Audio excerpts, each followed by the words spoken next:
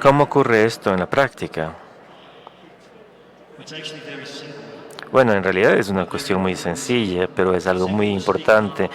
Sencillo de hablarlo, pero difícil de hacerlo. Básicamente en mi vida yo he experimentado ciertas dificultades o momentos de tensión, sufrimiento. Puede ser cualquier cosa. Podría ser el sufrimiento de mis propios pecados, lo cual es una carga para mí. Puede ser el sufrimiento del abuso o dificultades que otras personas me han impuesto. Puede ser el sufrimiento de una relación difícil o inclusive una enfermedad física. Por supuesto, la tentación en todo sufrimiento es volver a sí mismo. Y lo que nos pide el Señor es que en ese momento que yo vuelva hacia Él y vea su sufrimiento. Y que yo pueda volver hacia otros y ver su sufrimiento.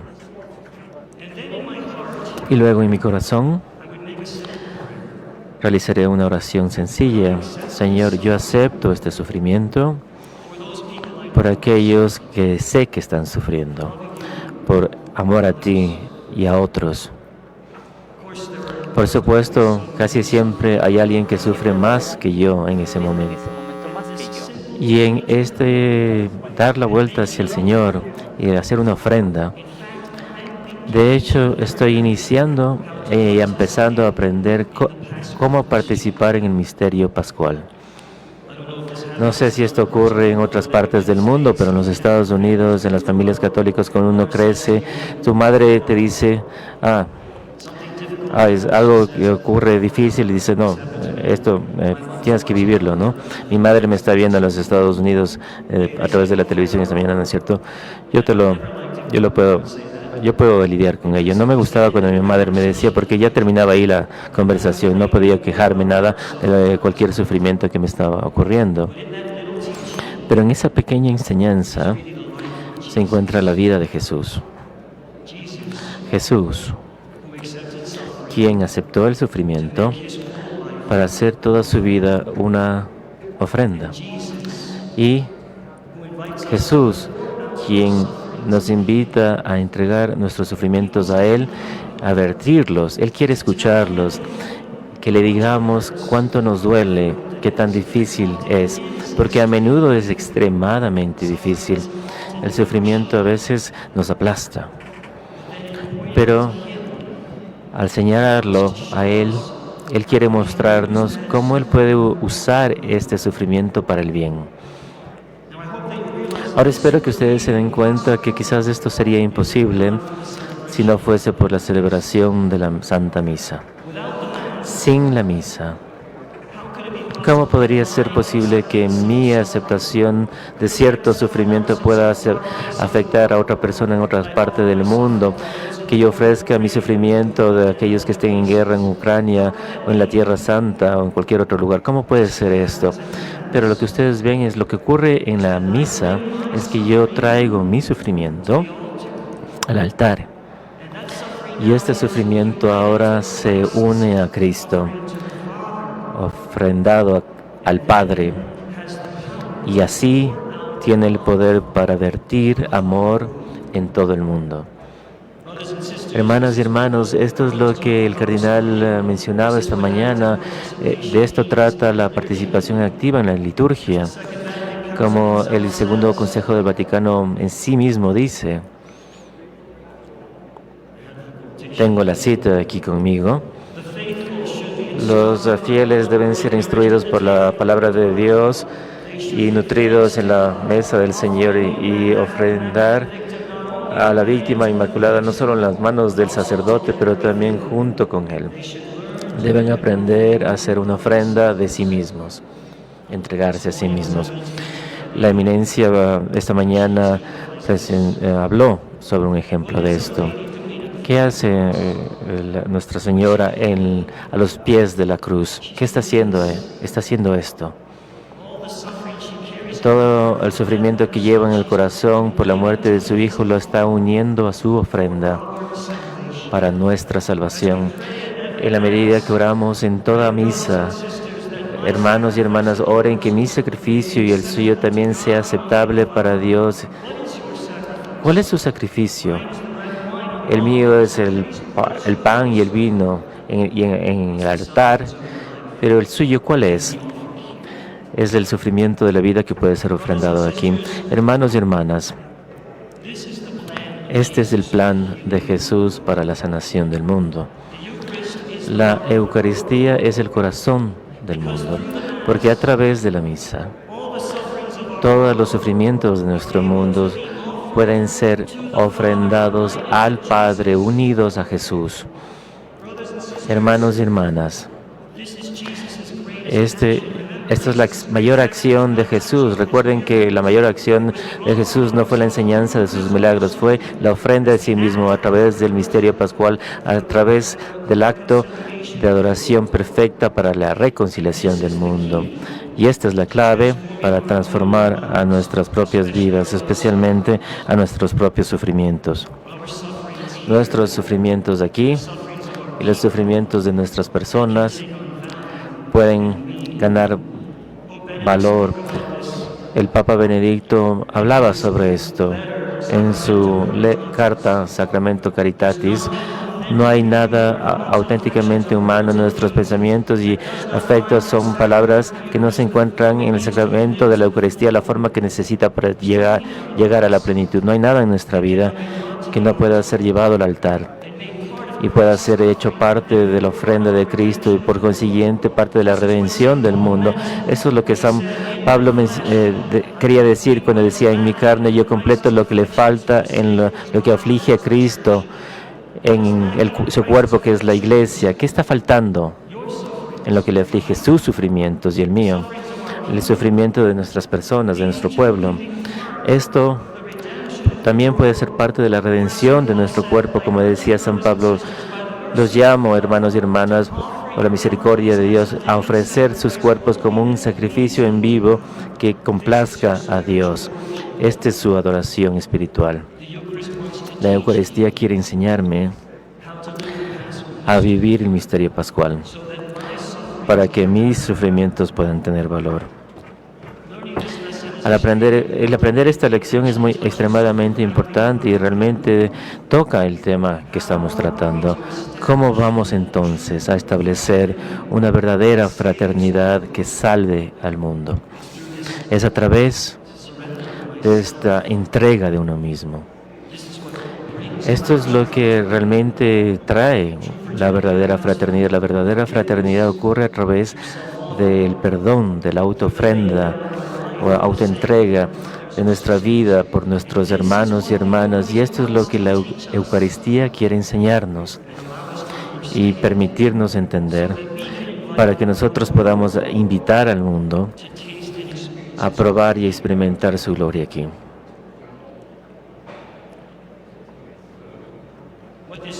Lo que esto significa es que en realidad yo debo estar listo para entregarme por el bien de la verdadera fraternidad. Y aquí quiero citar a nuestro Santo Padre, el Papa Francisco. La verdadera lección de la Eucaristía, entregarse a uno mismo, significa dejar todo el poder de este amor que es el Espíritu Santo se enraíce en nuestras vidas, abriendo nuestros corazones a su poder creativo. Esto proviene del documento base de nuestro Congreso. Aquí ustedes pueden ver que el despojarse de uno mismo, entregarse de uno mismo, darse a uno mismo, me abre al Espíritu Santo y permite que el poder creativo de Dios trabaje en mí para poder mostrar el amor de Dios a todas las personas. Hermanos y hermanas, por esto es que las vidas de aquellas personas que son tocadas por el sufrimiento y aprenden a unirlo al sufrimiento de Cristo, por eso ellos tienen tanta compasión hacia otros que sufren.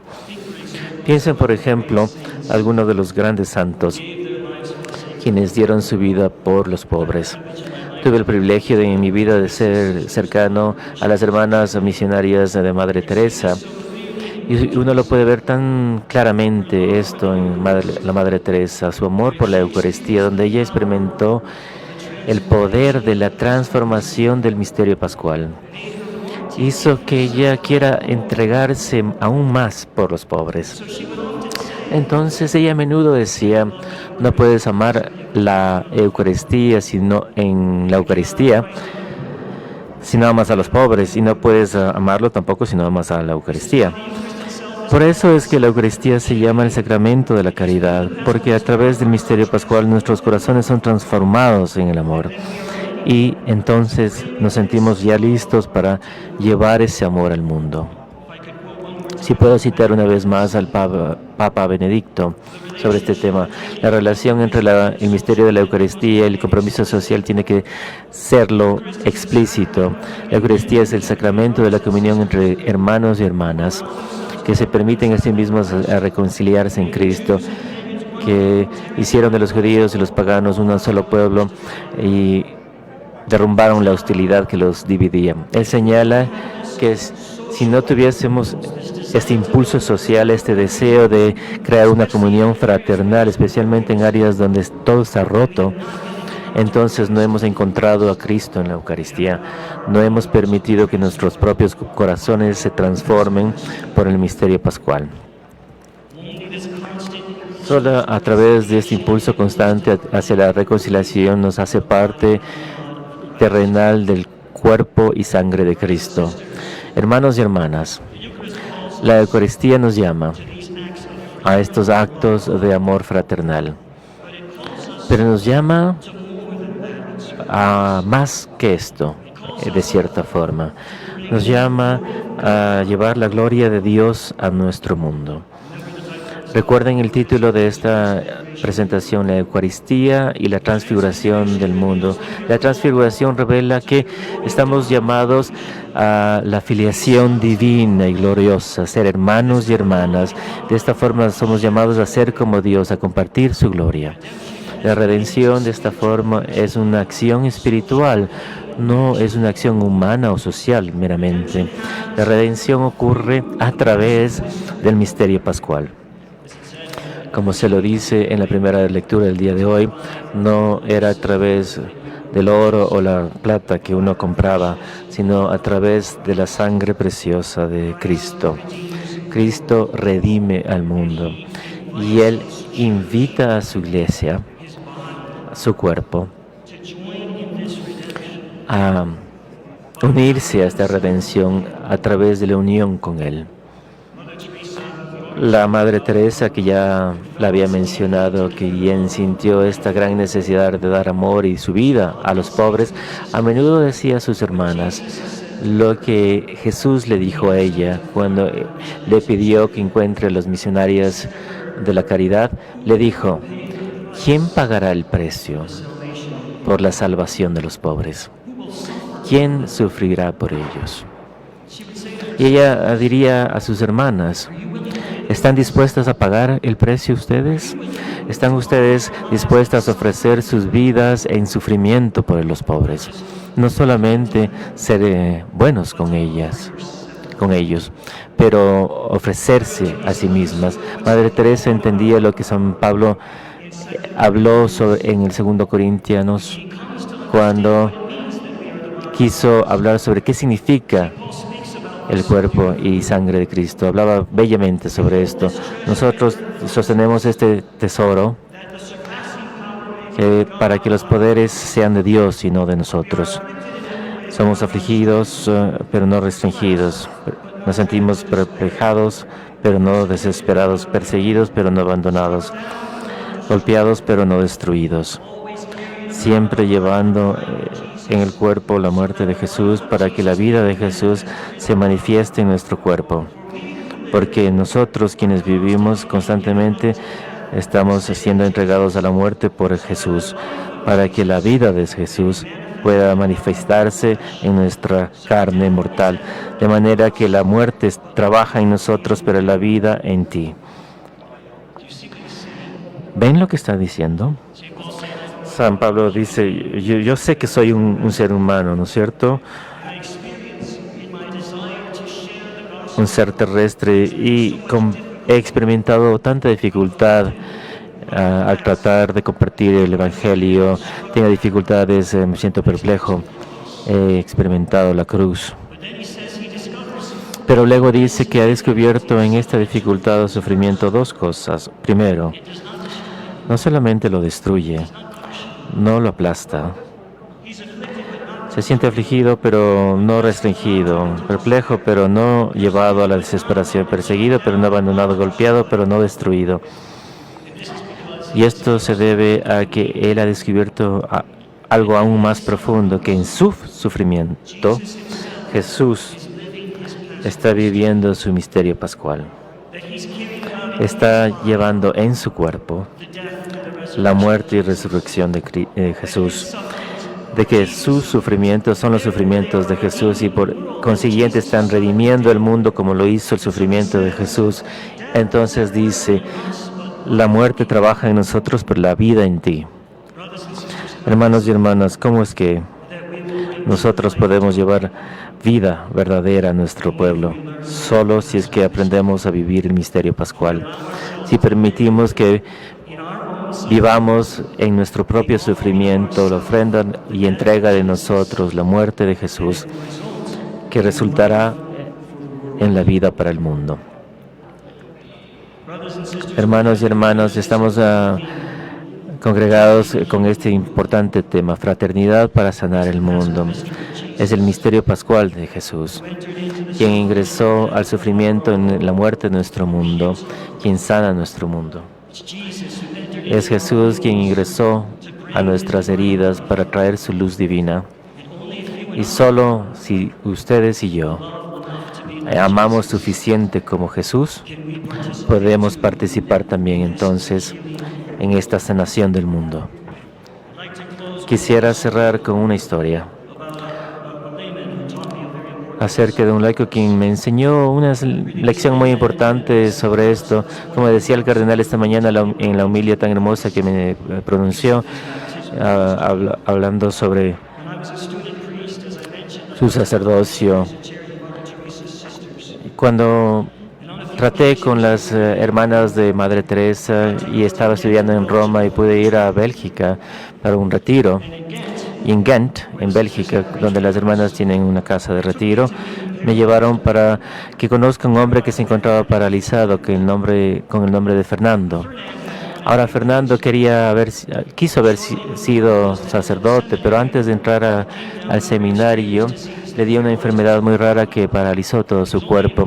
Solo podía mover su cabeza, podía hablar y podía apretar sus dedos lo suficiente para presionar un botón que abría las puertas a su departamento de una puerta. Él podía timbrar el timbre de la puerta. Más allá de eso, él vivía en su cama y recibía cuidados de enfermeras y otros. Cuando conocí a Fernando, había estado en esa cama por 40 años y tuvimos una conversación hermosa y me dijo: yo sé que yo he hecho más bien por Dios desde esta cama de lo que hubiese hecho como sacerdote. Ahora, Fernando fue la razón por la cual las hermanas se encontraban en Bélgica. Madre Teresa había acudido para dar una charla y el obispo le había permitido que se queden ciertas hermanas ahí. Ella dijo que no había suficientes pobres ahí y le dijeron: entonces, hermana, ¿por qué no conoce a Fernando? Y Madre Teresa fue y lo conoció a Fernando. Se sintió tan impresionado por Fernando, haber aprendido a ofrecer su propio sufrimiento y quería que sus hermanas vivan cerca de él. En cierto punto, cuando Madre Teresa se encontraba en el cuarto, las hermanas me contaron esta historia, había un colaborador que dijo: Fernando, ¿no tienes un crucifijo en tu habitación? ¿Dónde está tu crucifijo? Y Madre Teresa se molestó un poco y le dijo a la colaboradora: ¿no entiendes que él es el crucifijo? Él es el crucifijo en la habitación. Y de hecho Fernando sí tenía un crucifijo, lo tenía justo en su pecho aquí, entre sus brazos.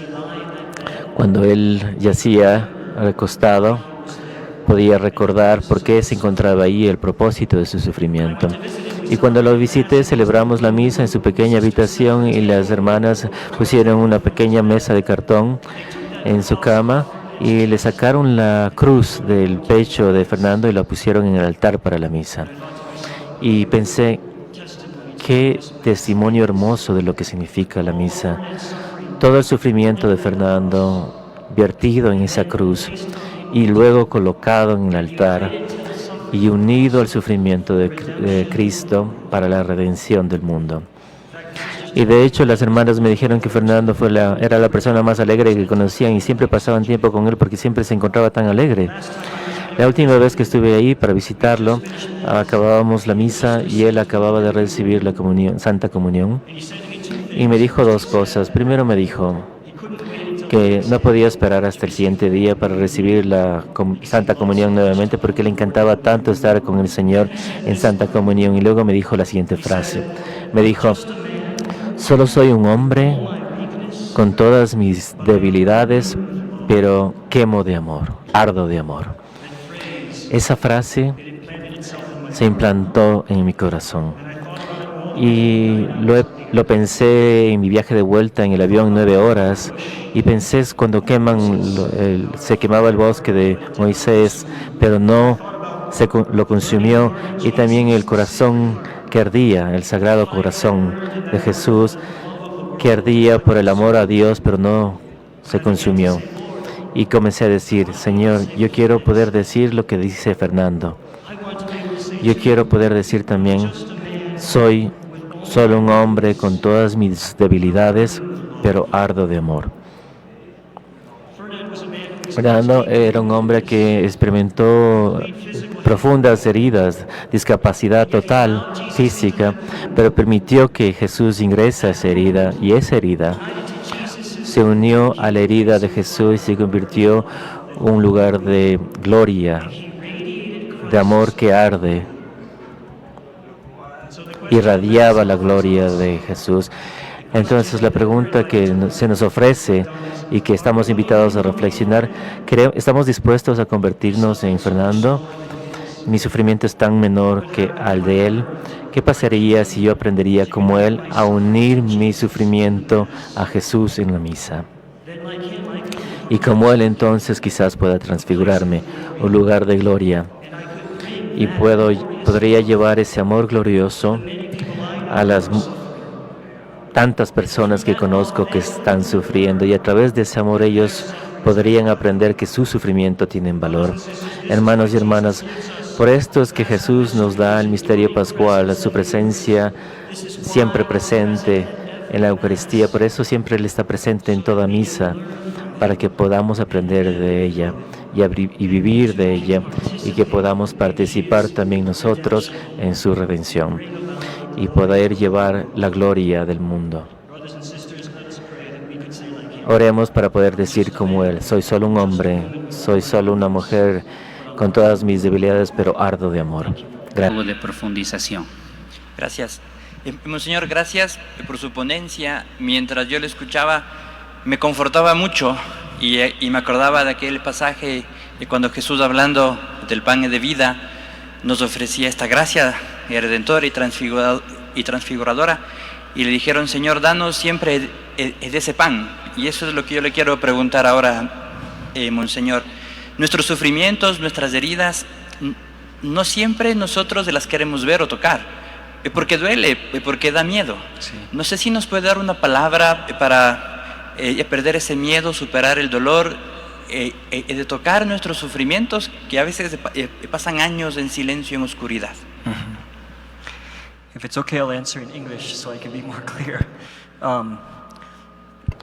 Si está bien, respondo en inglés. La cosa importante es que nosotros entendemos que en nuestras heridas, en our wounds, Jesús quiere estar con nosotros. Y no hay ningún lugar en nuestros corazones, ningún lugar de tinieblas y de dificultades, que Jesús no quiere acercarnos. Jesus always wants to draw near to us in our places of suffering. And it takes courage to be able to open our hearts and to be able to open our wounds to Jesus. This is the courage that comes from y este es el coraje y el valor que proviene de la oración al recibir la Eucaristía y del ejemplo de otras personas, y a menudo es el valor, el coraje que proviene del amor que yo recibo de otra persona. When I experience the love of other people, get the courage to be able lugares to difíciles en mi enter. corazón, que puedo abrir mi corazón a Jesús primeramente y también a las otras personas, porque muchas veces para sanar mi corazón necesito la ayuda de otras personas, ¿sí? Y entonces cuando puedo abrir mi corazón, puedo abrir mis heridas, Jesús puede entrar con su gracia y entonces puede sanarme, pero Él no quiere solamente sanarme para ser sanado, para ser parte de su misión. So this is the real point I'm trying to make, is that all of us have to go through this process of Tenemos que atravesar healing este proceso de of our own sanación sufferings de nuestro propio and understanding sufrimiento y that entender Jesus que is with Jesús us, está con nosotros so that then we desire para que nosotros to make entonces a gift of deseamos ourselves. dar I can tell one story entregarnos a nosotros mismos. Y podría contar una historia que aprendí de María Teresa de picked up a dying man in the streets of Madre Teresa de Calcuta. Había recogido a algunas personas, una de ellas estaba muriendo en la calle y la llevó a cenar, le limpió sus heridas y comenzó a enseñarle sobre el amor de Dios. Y en la medida que comenzó a enseñar, comenzó a orar y enseñar este amor. Y al final dijo lo siguiente: no es tan triste que yo he sufrido toda mi vida y estoy por morir, a punto de morir, y acabo de aprender que mi sufrimiento tiene valor. ¿Cómo es entonces que esta persona aprendió esto? A través del amor de la Madre Teresa. We need to experience being loved, to be So we able have to to experience experience. that we're loved, to be able to give our lives. Muchísimas gracias, Señor, por esta respuesta, esta iluminación y su testimonio. En su conferencia usted también nos invitaba un momento a viajar al gran cenáculo del Concilio Vaticano II con la Constitución Sacrosanctum Concilium sobre la Divina Liturgia. Principalmente nos recordaba esta categoría de la participación activa. Yo quisiera, Monseñor, preguntarle cómo podemos participar activamente en la Santa Misa, llevando no solo el pan y el vino, sino también las heridas abiertas del mundo, y también, como Cristian decía, a veces nuestras propias heridas abiertas en ese momento del ofertorio. It's true that sometimes I think we confuse active Creo que a veces confundimos la participación activa con solo lo que hacemos externamente, ya sea nos paramos, nos levantamos, nos sentamos, nos paramos o cantamos. Yes, external participation is important, but this is not only active participation. la participación interior. And it's really this that the Second Vatican Council means when it speaks about active participation, the learning El Vaticano, en cuanto a la participación activa, el aprendizaje al ofrenderme como sacerdote bautizado, utilizar mi sacerdocio para poder hacer una ofrenda de mí mismo, para unirme por Cristo. El Papa Francisco habla sobre esto en Desiderio Desiderata, sobre el hecho de que la Eucaristía hace presente el misterio pascual para que podamos participar en el mismo. Esta es la participación activa. In the church, avivamiento de la fe. Y tuvimos en los Estados Unidos este avivamiento eucarístico para que nos entendemos que las personas, los católicos, no entienden la presencia real en la Eucaristía de Jesús, ¿sí? Pero también tenemos un otro problema a veces, que la gente no entiende la presencia del sacrificio de Cristo, del misterio pascual en la Eucaristía. Y es esto lo que tratando de explicar, para que todos puedan entender que somos el cuerpo de Cristo, que significamos que somos parte de su redención por el mundo, y este es lo que puede salvarnos. So, esta participación activa, participación en el misterio pascual, es según el Concilio Vaticano II la activa más importante, la participación más importante. Gracias, Monseñor.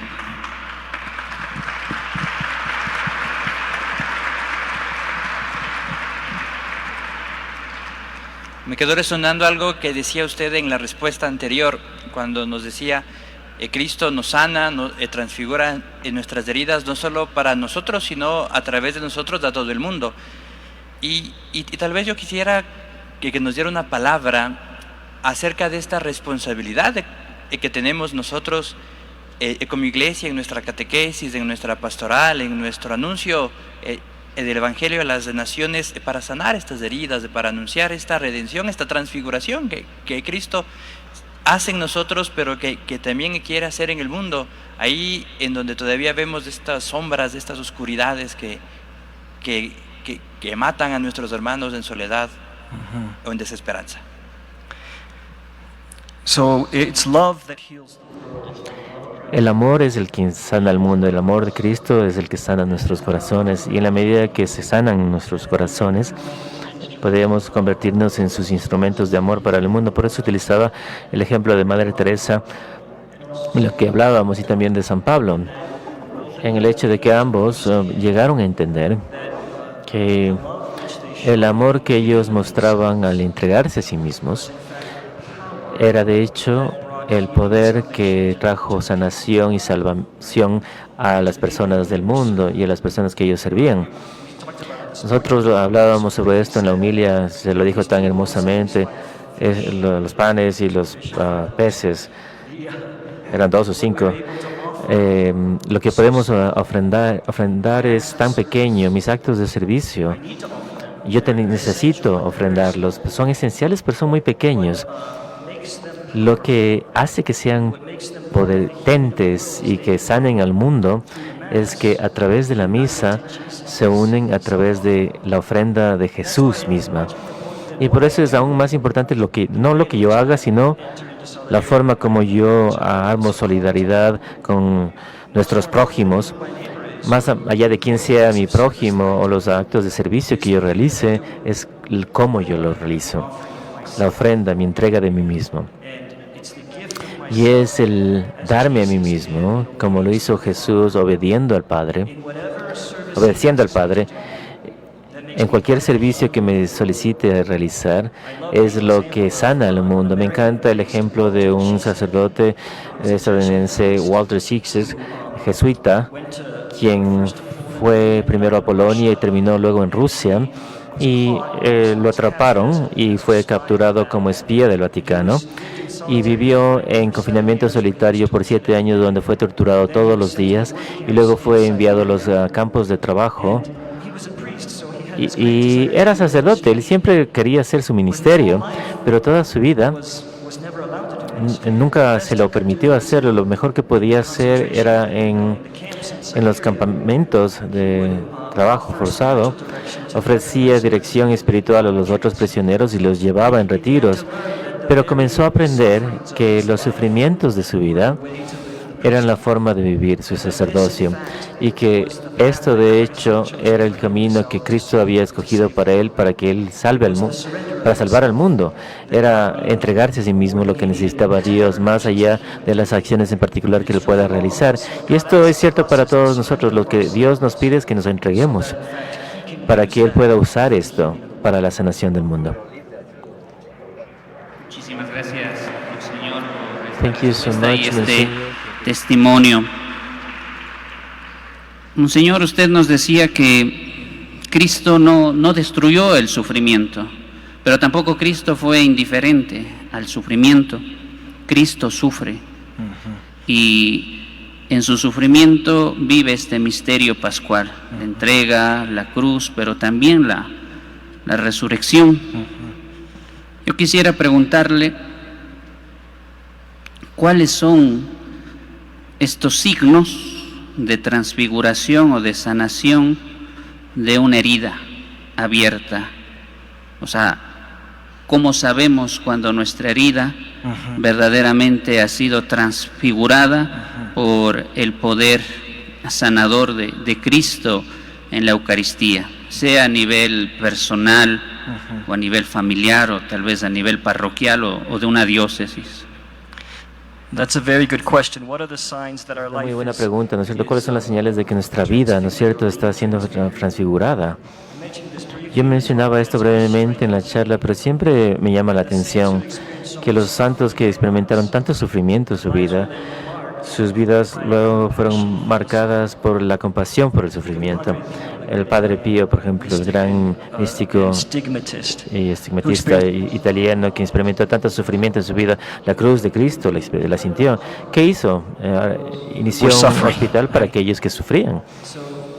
Entonces, la marca es que nuestro corazón se ven atravesados por el misterio pascual de Jesús. Son cortados nuestros corazones, y en nuestros propios corazones podemos experimentar sentir el amor de Jesús transformándonos, y nuestros corazones se vuelven un corazón similar al de Jesús. Por eso hablábamos en el Evangelio, because we want our hearts to be similar to Jesus' hearts, and for our hearts to feel in love and what the heart of Christ. So we want our hearts to love what His heart loves, and to feel how His Queremos heart. que sienta como siente Él, y que el corazón de Jesús siempre estuvo roto para aquellos, abierto para aquellos que estaban sufriendo. So it's a sure sign that someone's life Es una señal clara de que la vida de alguien está siendo transformada cuando su sufrimiento no los hace verlos a sí mismos, pero su sufrimiento les permite ver el sufrimiento de otros. Y esta es la transfiguración que ustedes ven en los santos. Ellos sufren tanto, pero les preocupa más aliviar el sufrimiento de otros que su propio sufrimiento. Y se debe a que su corazón se convirtió a algo similar al del corazón de Jesús. Y esto, creo yo, es el trabajo más difícil de un cristiano: permitir que el sufrimiento de nuestras vidas sean transformados de esta forma. Y es difícil porque, como usted mencionaba antes, los sufrimientos son tan difíciles. Y hemos visto estos sufrimientos con tanta frecuencia, pero al acompañar a nuestro pueblo, ellos pueden sentir el amor y que Jesús está con ellos en su sufrimiento, y pueden entonces también aprender a que sus sufrimientos tienen significado para Jesús. Y esta es la señal de que mi vida ha sido transfigurada, que comienzo a vertir mi vida para otros.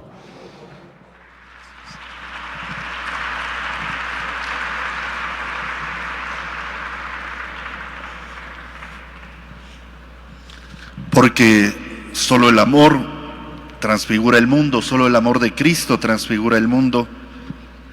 Gracias, Andrew, por estar con nosotros, y que tú y yo y que todos nosotros no dejemos nunca de entrar en este corazón de Cristo que tanto nos ha amado. Gracias. Gracias.